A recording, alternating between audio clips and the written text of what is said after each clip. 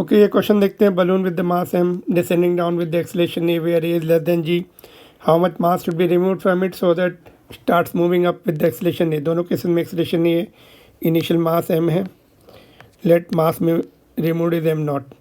ठीक है, कौन कौन से फोर्सेस लग रहे हैं? ग्रेविटेशनल फोर्स, ऊपर बॉयंट फोर्स है ना। यहाँ पर ग्रेविटेशनल फोर्स कम हो जाएगा, बॉयंट फोर्स कांस्टेंट रहेगा। स्मॉल मास रिमूव किया, बॉयंट फोर्स वॉल्यूम पर डिपेंड करता है, assuming that buoyant force remains unchanged है ना।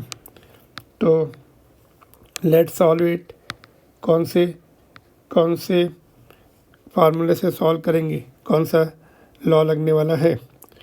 यहाँ पर हम न्यूटन सेकंड लॉ ले सकते हैं जो कि नेट फोर्स को एक्सेलेरेशन के साथ रिलेट करता है। यहाँ पे एक्सेलेरेशन भी है, नेट फोर्स भी है। F net is equal to M A. तो फर्स्ट केस में इक्वेशन बनाते हैं, डाउनवर्ड डायरेक्शन माइनस ले लेते हैं, तो ऊपर का force minus gravitational force is equal to mass, acceleration नीचे की तरफ है तो माइनस।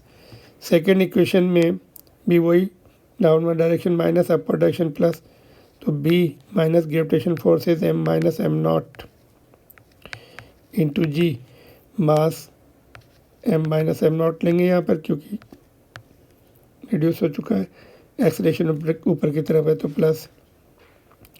दोनों इक्वेशन को अगर हम सब्ट्रैक्ट कर दें, बी कैंसिल हो जाएगा है ना, और हम एम नॉट के लिए सॉल्व कर लेंगे। तो ये हो गया कैंसिल, ये वाला टर्म प्लस वाला पहले लिख लेते हैं, एम जी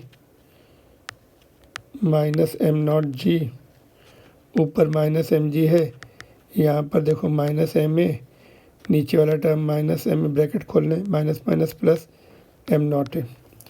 तो एम नॉट यहाँ पर है, यहाँ पर ये एम नॉट जी को राइट में भेज देते हैं और ये वाले माइनस एम ए है ना, ये कैंसिल हो गया। देखो ये दोनों माइनस एम ए लेफ्ट में ले आते हैं, टू एम ए। ठीक है, और ये एम नॉट उधर गया तो एम नॉट कॉमन ले लिया जी प्लस से। तो एम नॉट के लिए सॉल्व करना था, M naught is equal to M A upon G plus से, option number 1। Alright, Newton second law लगाया हमने और बॉयंट फोर्स का भी काम था यहाँ पे, जो कि कांस्टेंट रहता है, कांस्टेंट रहेगा इस केस में। स्मॉल मास इज रिमूव्ड और न्यूटन सेकेंड लॉ से दो इक्वेशन बना के सॉल्व की, we got the right answer.